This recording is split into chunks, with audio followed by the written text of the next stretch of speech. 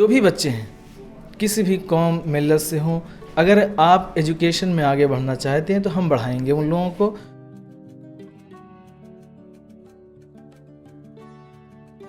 दोस्तों, तो आपने देखा कि किस तरह से अभी हमने 4 बच्चियों को आपके सामने रूबरू किया और इसी सिलसिले की आखिरी कड़ी यानी पंजतनी बच्ची है ये, जिसे आमिना बानो कहा जा सकता है और इसका नाम आमिना बानो ही है।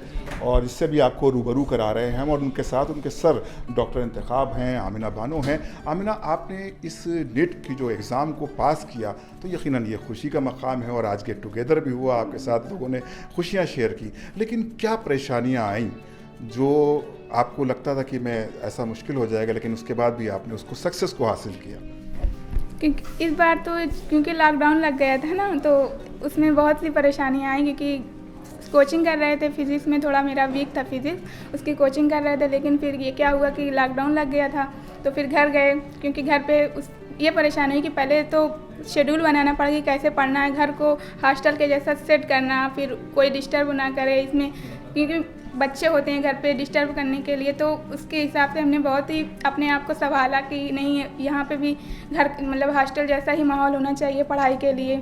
और ये कि लॉकडाउन का थोड़ा टाइम भी मिल गया अच्छे से पढ़ाई करने का भी, और जो लेना चाहे पॉजिटिव में भी ले सकता है लॉकडाउन। और एक बात खुसूसी मैं आपको बता दूं, ये जितनी बच्चियों से आपको मैंने रूबरू कराया, चाहे वो सफ़ीना हो, चाहे वो इस वक्त आमिना बानो हो, ये मतलब छोटी बस्तियों से आए, ये शहरों की बच्चियां नहीं, लेकिन इनका जो मेहनत करने का तरीक़ा था या डॉक्टर इंतखाब साहब ने जिस तरह से इनको तैयार किया है, ये यकीनन बहुत नज़रअंदाज करने वाली बात नहीं, बल्कि इसको सीरियसली सोचना पड़ेगा। उन सभी बच्चियों को जो बड़े शहरों में रह रही हैं, उनको भी आगे निकल कर आना पड़ेगा। और डॉक्टर इंतखाब जैसे हेल्पिंग नेचर के जो हजरात हैं, जो इनका मकसद सिर्फ यहाँ पर कोचिंग चला के बड़े बड़े बैनर और बोर्ड लगाने का मकसद नहीं, बल्कि ये इन्होंने प्रैक्टिकली साबित किया कि किस तरह से हम अपने बच्चों को आगे ले जा सकते हैं। ये 5 बच्चियों का सिलेक्शन हुआ। डॉक्टर इंतखाब साहब, आपने इस पर इन 5 बच्चियों के लिए क्या मेहनत की, कैसे की, ज़रा बताएं व्यूअर्स को। हमने तो सभी के लिए किया था मेहनत जो है, और बॉयज़ भी हमारे यहाँ बहुत अच्छे थे। मार्क्स उन लोगों के अच्छे आए हैं, 550 तक मार्क्स उन लोगों के आए। लेकिन हम जो है बच्चे थोड़ा सा जो बॉयज़ थे वो डिस्ट्रैक्ट हो गए थे लॉकडाउन की वजह से। नहीं तो हमें उम्मीद थी कि हम 15 सिलेक्शन देते आउट ऑफ 100 स्टूडेंट्स हमारे यहाँ हैं, और हम पूरी उम्मीद लेके चले थे कि हम 15 स्टूडेंट का सिलेक्शन कराएंगे। और जिसमें से जो है लॉकडाउन की वजह से थोड़ा सा इफ़ेक्ट पड़ा, और गर्ल्स थीं, ये लोग घर पे ही रहीं, बहुत ही मेहनत किया इन लोगों ने, बार बार मोटिवेट किया इन लोगों को। ये लोग भी जो है हताश हो जाती थी पूरी तरीके से, लेकिन बार बार हमने मोटिवेट किया और इन्होंने पढ़ाई जारी रखी। और रिज़ल्ट अब देखिए, लॉकडाउन को बहुत सारे लोगों ने पॉजिटिव वे में लिया। जिसके जो सब्जेक्ट वीक थे उसको स्ट्रॉन्ग कर ले गया, वो सिलेक्ट हो गया। और बॉयज़ में क्या था कि वो बाहर निकलने का शौक़ था, वो पहली बार उन लोगों को घर में रहने का मौका मिला, तो वो बाहर दोस्तों में ज़्यादा बिज़ी रह गए। इससे बॉयज़ का सिलेक्शन रेट जो है कम रहा। और आमिना, मैं आपसे एक बार मुबारकबाद के साथ एक बार ये भी पूछना चाहूँगा कि जब आप नीट पास कर लेते हैं और तो फिर क्या मतलब आपको कौन सा कॉलेज अलॉट हुआ, ये भी एक बड़ी जिज्ञासा होती है कि हम भाई जाने कि भाई अगर आमिना ने सक्सेस की तो ये कहाँ जाने वाली हैं? झांसी महारानी लक्ष्मीबाई मेडिकल कॉलेज झांसी में हुआ है। देखिए, ये भी एक खुशी की बात है आपके लिए कि आप खुद एक फ़ीमेल हैं और आपको बुलाया भी है झांसी की रानी ने। मैं चाहता हूँ कि हमारी कौम की सारी बच्चियाँ, हमारे मुआशरे की, हमारे देश की सारी बच्चियाँ रानी लक्ष्मीबाई बन जाएँ, यानी झांसी की रानी बन जाए। और आपके लिए सर की तरफ से और इंटेलिजेंस की पूरी टीम की तरफ से हम एक बार मुबारकबाद पेश करते हैं और खुदा से दुआ करते हैं कि आपको मज़ीद तरक्कियाँ दें। और रुखसत के वक्त मैं चाहूँगा कि डॉक्टर इंतखाब साहब अपने तासुरात व्यूअर्स के सामने ज़रूर पेश करें।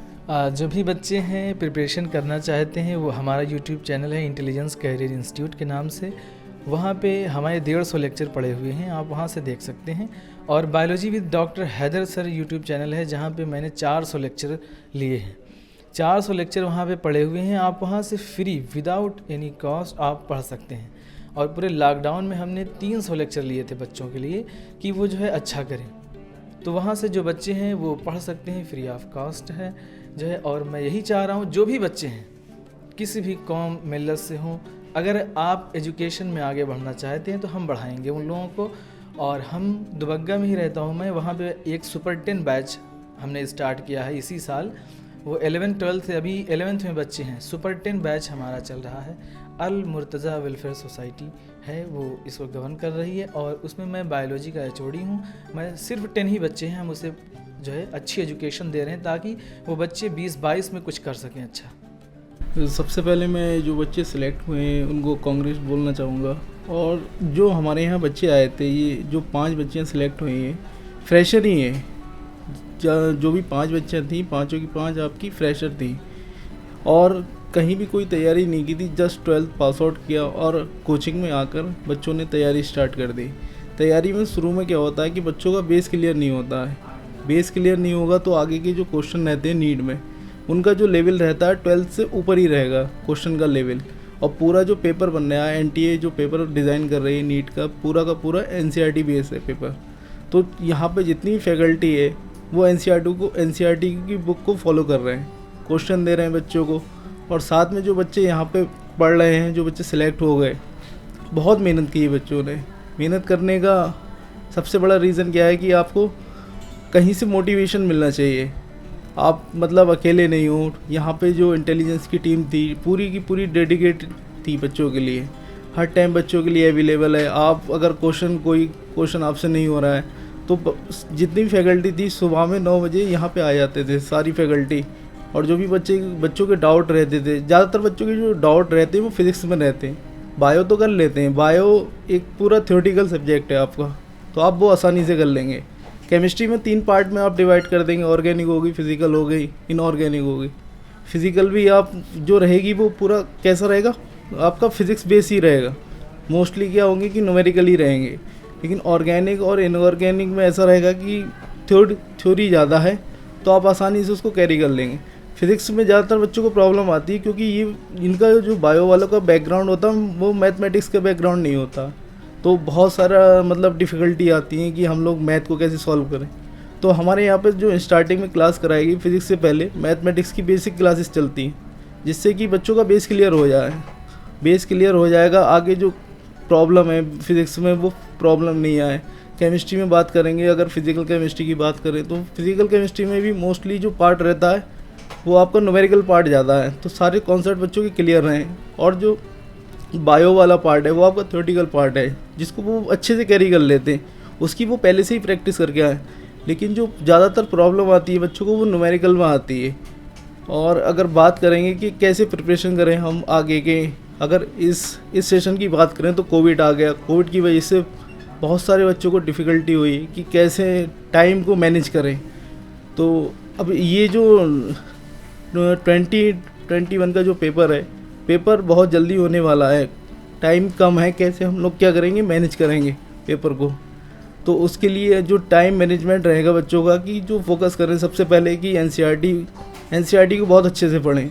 दूसरी चीज़ क्या है कि आप जो भी चीज़ पढ़ रहे हैं तो आप उसको टेस्ट ज़रूर दें। अगर आप टेस्ट सीरीज ज्वाइन नहीं कर रहे हैं, खाली मतलब स्टडी कर रहे हैं, तो आपका आउटपुट कितना आ रहा है। इनपुट आपने बहुत ढेर सारा ले लिया, लेकिन उसका आउटपुट भी आपको आना चाहिए। वो सारा का सारा बच्चों को क्लियर रहना चाहिए कि मेरे किस में नंबर ज़्यादा आ रहे हैं, कौन सब्जेक्ट में कम आ रहे हैं। तो ये सारी बातें बच्चों को क्लियर रहना चाहिए। और थैंक यू सो मच।